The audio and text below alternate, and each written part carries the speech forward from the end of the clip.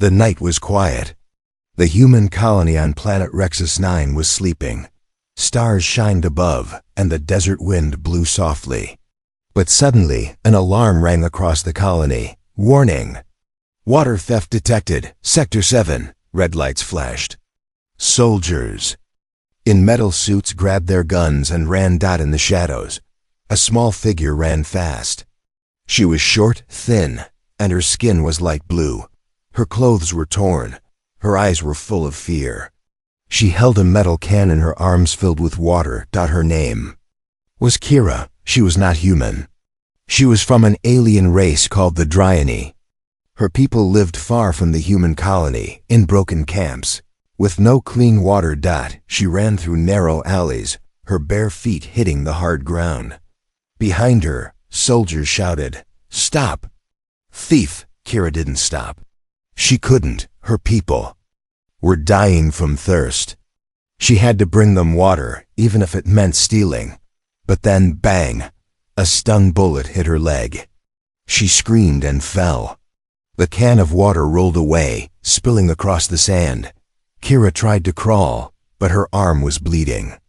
She was weak, her body shook. A soldier walked up and raised a blade over her. "Stealing water is a crime," he said coldly. "This is your punishment." Kira closed her eyes. She thought this was the end, but just before the blade could fall, a voice shouted, "Stop! Don't touch her!" The soldier turned. A man with messy brown hair and an engineer's coat stepped forward. His name was Jacob. He worked in the colony's repair center. "This is not right," Jacob said. "She's just a kid. She's not human," the soldier growled. "She's a thief. She's thirsty," Jacob replied. "Let me handle this." The soldier hesitated. Then he lowered his blade. "She's your problem now," he said, and walked away. Kira looked up at Jacob. Her vision was blurry. Then everything went dark. Kira woke up in a small, warm room. Machines hummed around her. Tools hung on the walls. A soft light filled the space. She was lying on a bed. Her arm was wrapped in clean cloth. Her leg was bandaged. A bottle of water sat beside her. Jacob was sitting nearby, fixing a small robot. He noticed she was awake. "You're safe now," he said gently. "Drink some water." Kira stared at him, confused. But then she grabbed the bottle and drank fast. She coughed a little, but didn't stop. Jacob smiled. "Easy, easy. You were really thirsty." Kira nodded slowly. "Thank you," she whispered. Her voice was weak. "Why did you steal water?" Jacob asked. Kira looked down. "My people have no water. We live outside the colony. No one helps us." Jacob frowned. "But we send water to the Tyranny camps every week." Kira shook her head. "Not anymore. The water never comes." "Someone is taking it." Jacob was shocked. "Are you sure?" Kira looked into his eyes. "I wouldn't risk my life for nothing." Jacob believed her. She didn't look like a criminal. She looked like a scared girl with no one to trust. "You can stay here tonight," he said. "Rest. We'll figure this out." Outside, 2 colony leaders watched a screen. It showed Jacob helping Kira. "He's protecting her." One man said. "This could be a problem," the other replied. They turned off the screen. "Keep an eye on him." That night, Kira sat in the workshop, watching Jacob repair a drone. "Why did you help me?" she asked. Jacob thought for a moment. "Because it was the right thing to do. No one deserves to die for being thirsty." Kira smiled, just a little. "Humans are strange. Most would have let me die." Jacob looked at her. "Maybe I'm not like most humans." Outside, the stars still shined over the desert. But something had changed. A small act of kindness had begun something bigger, something that would shake the future of the colony. And it all started with a thirsty stranger, *darkness, covered the colony as machines slept and lights blinked in quiet corners. In a small workshop filled with tools and metal parts, the alien girl Kira opened her eyes again. Her wounds still hurt, but her heart beat slower, now calmer. Safer. She sat up slowly, blinking at the strange objects around her. Wires hung from the ceiling. A broken drone buzzed softly beside her. It was nothing like her dusty home outside the walls. Then she saw a sharp tool resting near the bed. Her eyes narrowed. Fear returned. Was this another trap? Footsteps echoed. Kira grabbed the tool quickly and hid it behind her back. Jacob stepped into the room, holding a tray with warm food and water. He paused when he saw her face. "It's okay," he said. "You're safe." Kira didn't move. Her hand gripped the sharp tool tighter. She didn't trust him yet. She had learned long ago kindness can be a trick. Jacob noticed the tool. Slowly, he placed the tray down and raised his hands. "I won't hurt you." Still no answer. "You're not a prisoner," he added. "You're a guest." Kira studied his face. His eyes were tired but honest. Slowly, her fingers let go of the tool. She placed it on the bed. Then, carefully she reached for the water. She drank slowly this time.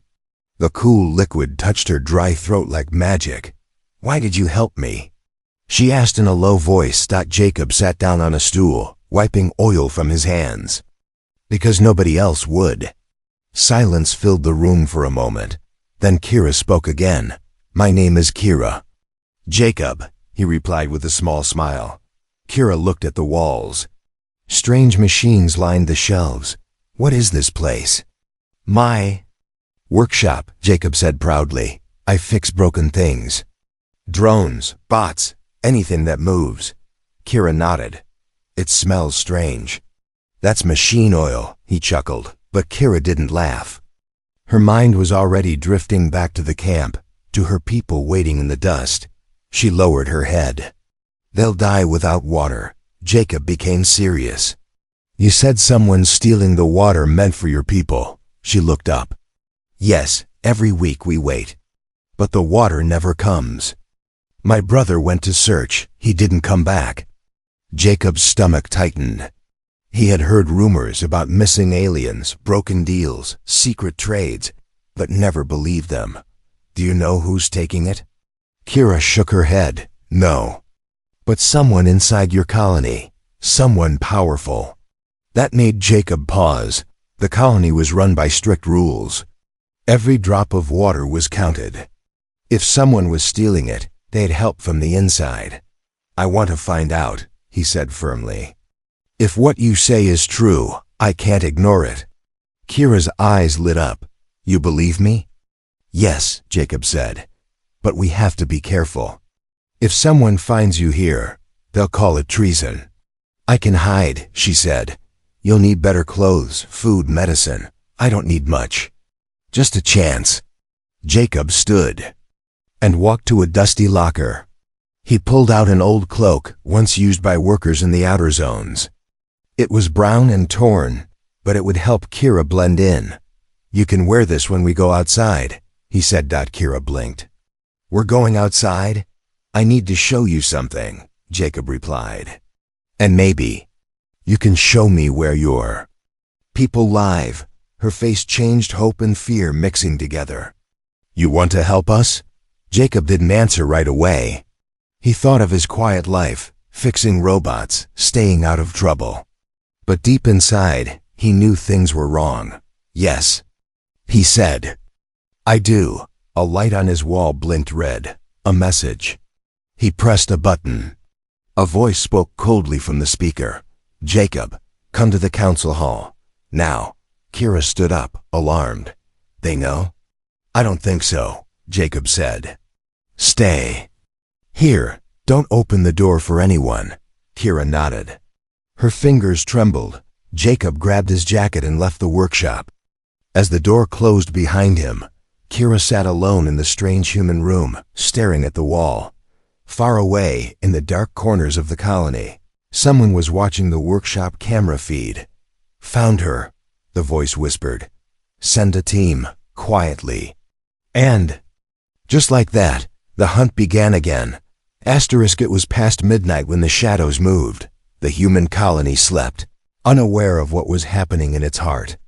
But deep beneath the lights and metal towers, two figures walked quietly through a narrow tunnel. One human, one alien. Jacob led the way with a small light strapped to his wrist. Behind him, Kira kept her head low, her face hidden by the brown cloak he had given her.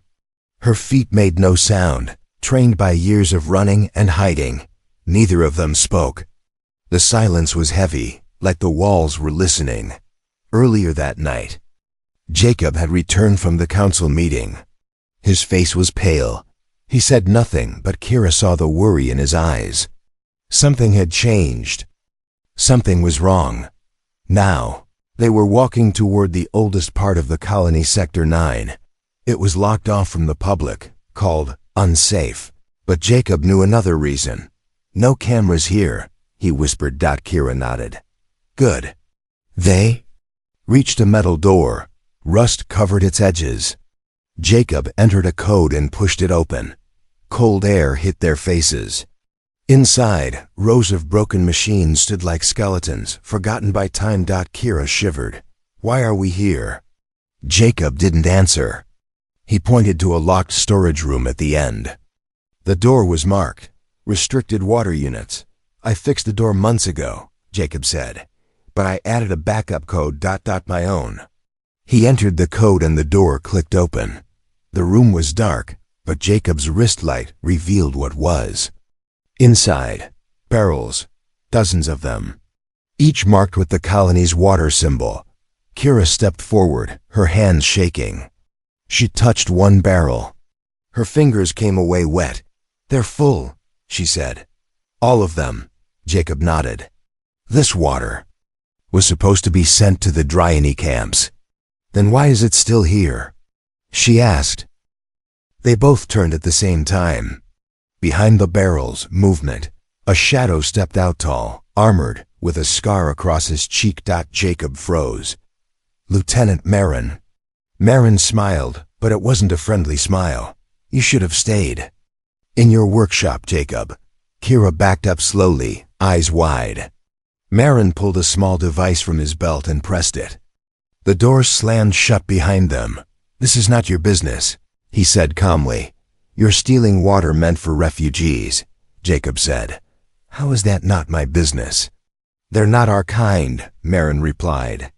We give them water. And they give us lies. I stopped the deliveries. Made sure it stayed inside the colony, clean, safe. Kira stepped forward, anger burning in her voice. My people are dying because of you. Marin looked at her like she was dirt. They would have died anyway. Better they die outside than bring disease and war inside our walls. Jacob clenched his fists.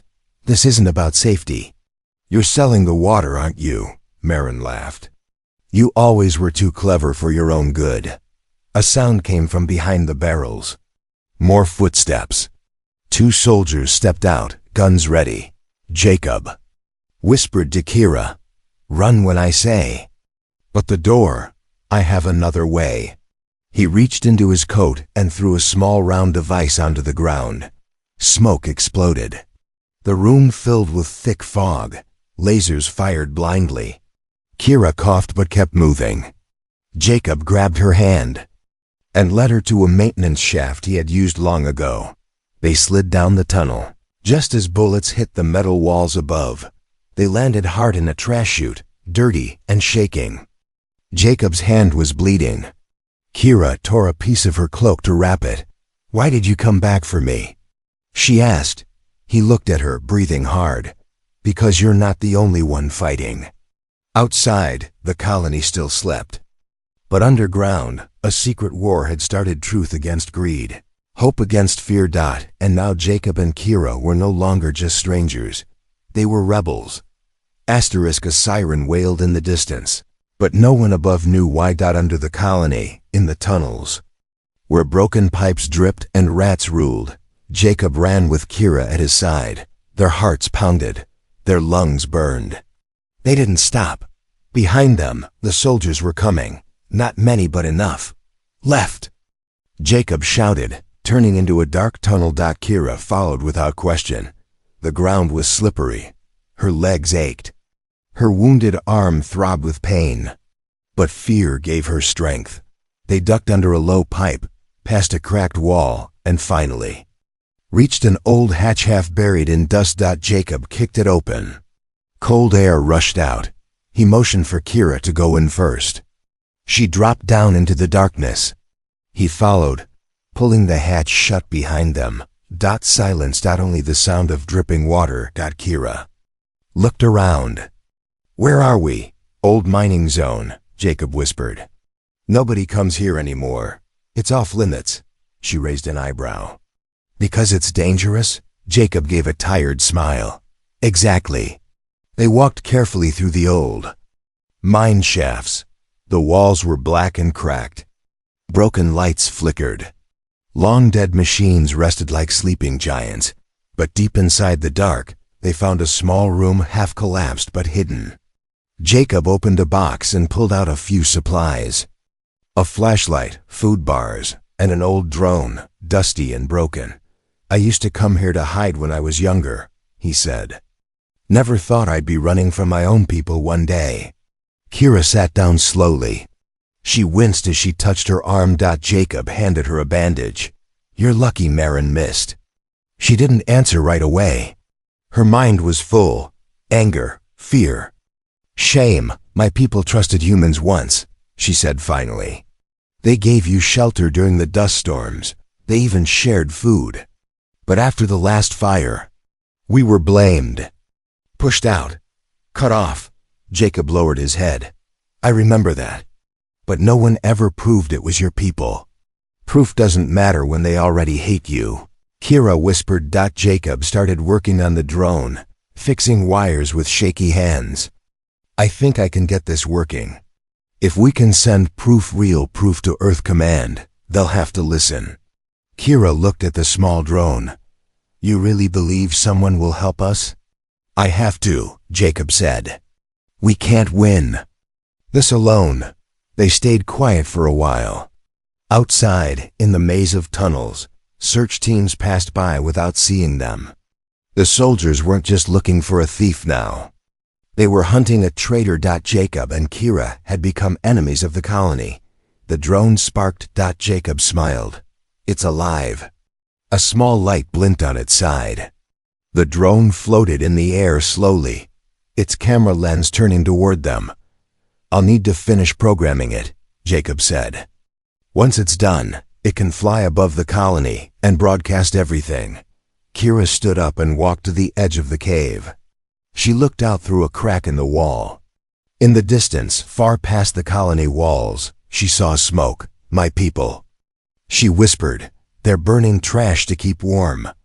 Jacob joined her. "We'll get them help, I promise." But Kira didn't look hopeful. "If we fail, they die."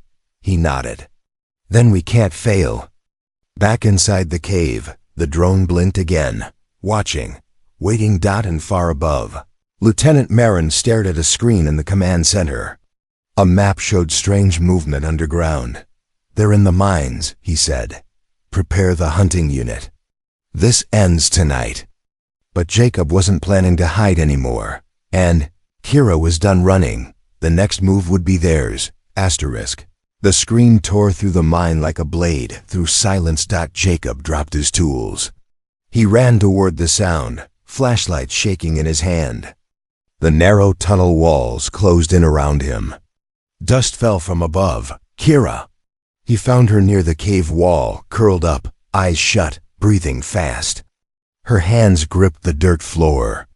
Her lips moved, but the words made no sense. "Kira, wake up. You're dreaming." Her eyes flew open, wild, lost. Tears streamed down her cheeks. Her chest heaved. She cut him," she gasped. "My brother, they took his arm." Jacob knelt beside her, his voice gentle. "It's okay, it's not real.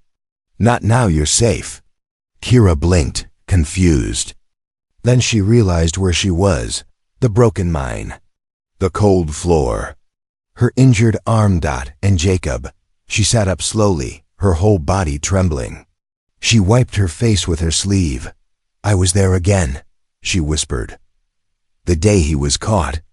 Jacob. Waited. Kira didn't look at him when she spoke. He stole a bottle of water. Just one. For our little sister. The guards saw him. They didn't ask questions. They didn't wait. Her fingers tightened into fists. They tied him down, cut his arm. Left him bleeding in the sand. No medicine, no care. Just a warning for the rest of us. Jacob felt something in his chest break. He had heard stories, yes, but never like this. Never from someone who lived it. What happened to him? He asked softly. He lived, she said, but not for long. Infection took him. Jacob closed his eyes. He felt sick. I'm sorry, he said.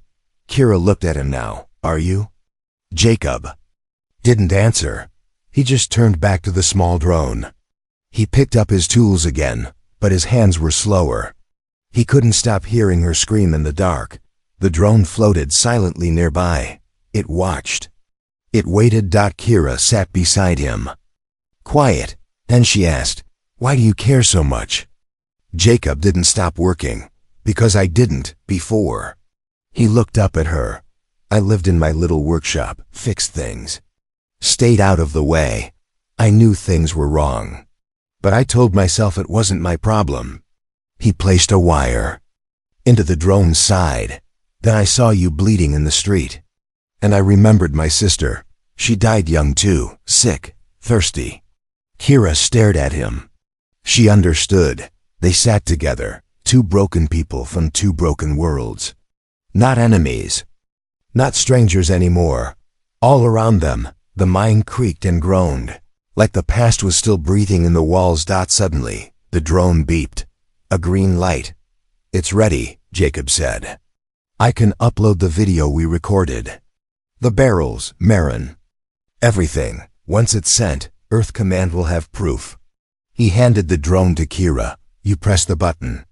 Kira looked down at the small silver machine. Such a small thing, but it could change everything. She pressed it.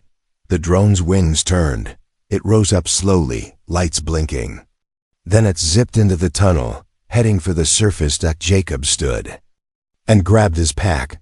We have to move. Marin will come. I know, Kira said, and next time I won't run. Jacob smiled a little. Good. They picked up their things. No time to rest. No time for fear. Somewhere above, help might be coming, but first, they had to survive the night. And Marin was already on his way with guns, drones, and orders to kill. Asterisk. The trap was silent. There were no alarms, no shouting, no flashing lights. Just a door that was too easy to open. And a room that was too quiet. Jacob stepped inside first. His flashlight flickered. The walls were bare. No tools, no dust. Not even footprints. Behind him, Kira paused in the hallway. Her instinct screamed, wait. She whispered. Too late. The door slammed shut behind them. Gas hissed from the vents. Jacob and Kira covered their faces, coughing hard. The world spun. Their knees hit the floor. Everything turned white. When Jacob woke up, he was on the cold metal floor, hands tied behind his back. His head throbbed. Blood dripped from his lip. Kira was beside him, arms bound, face bruised. But her eyes were open, angry, alive. Across from them stood Lieutenant Marin, his uniform sharp, his eyes full of hate. He walked slowly, hands behind his back. You just couldn't stop, could you, Jacob? Jacob struggled to sit up. You're finished. The drone is gone. Earth Command will see everything. Marin smiled. Yes, I saw the drone fly off. Cute trick, but Earth Command is far away. And you're still here, with me. He took out a small device and pressed a button. A screen lit up. On it, a video played.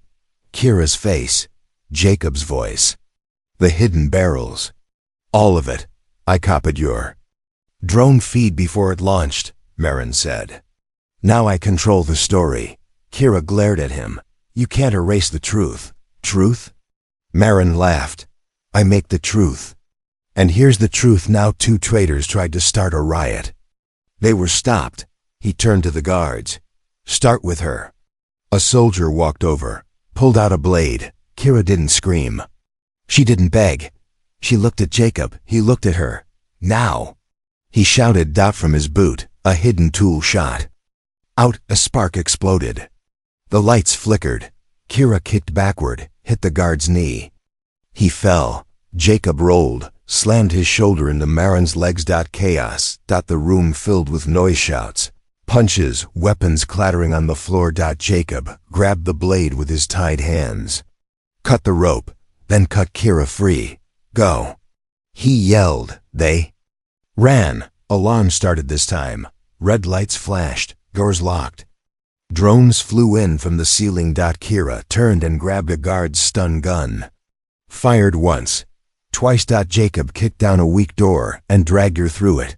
They burst into a hallway. This time, unfamiliar. A forgotten part of the colony, full of broken wires and flickering lights. They didn't stop running. Kira breathed hard. They're everywhere.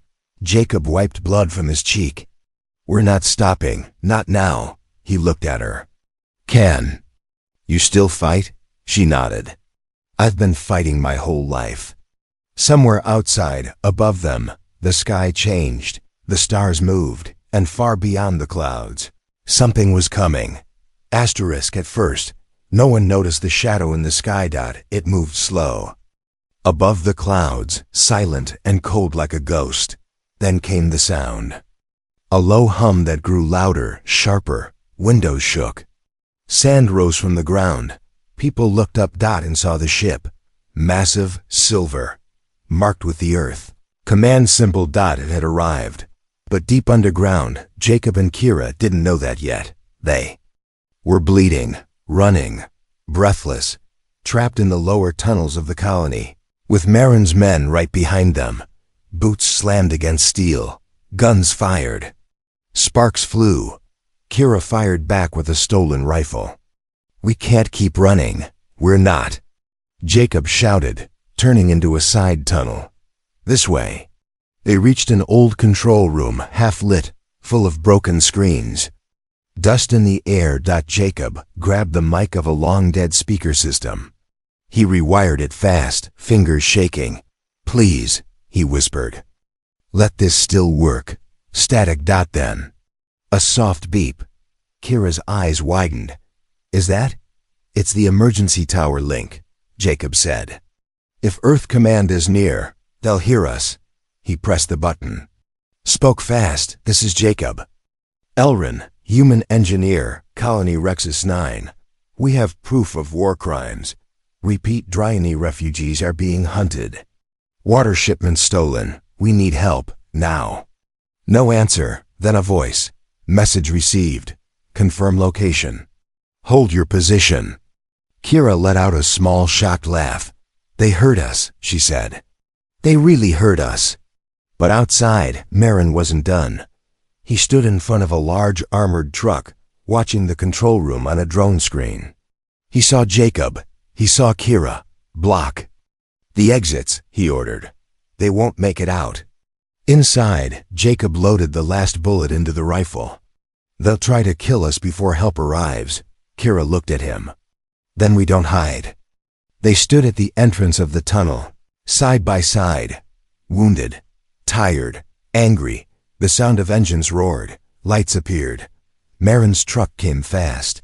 Guns pointing forward. Jacob and Kira raised their weapons, but before they could fire a blast. From above. Boom. The ground shook. A beam of blue light slammed into the truck. It exploded. Fire and smoke filling the tunnel. Above. Earth Command soldiers dropped from the sky in metal suits. Weapons ready. Marin tried to run. He didn't get far. In minutes. It was over. Jacob sat on the floor, laughing from shock and relief. Kira stood still, looking up at the soldiers. One of them stepped forward. You're Kira of the tyranny? Yes, she said. You're safe now, he told her. But Kira didn't smile. Not yet. Later, they stood outside, under the real sky, watching as Earth Command took over the colony. Marin was arrested. The stolen water was returned. The tyranny were given aid, food, and a promise. A new wall was taken down, one built not from stone but from hate and silence. Jacob looked at Kira. So, what now? She smiled, a tired smile. Now we begin again. He nodded. Together. She reached out, shook his hand. Human and alien. Not enemies. Not strangers. But something new. The stars above watched them. Silent. Endless. And somewhere deep inside the dust of Rexus 9, a new future was born.